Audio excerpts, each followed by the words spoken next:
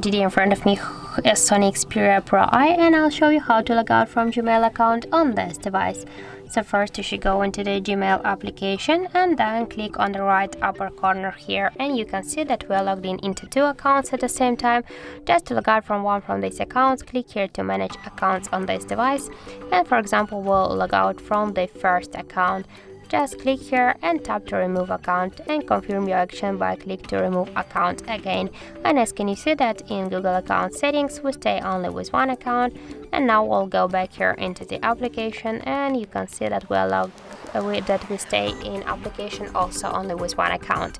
So that's it. Thank you for watching, and if you find this video helpful, don't forget to leave a like, comment and to subscribe our channel.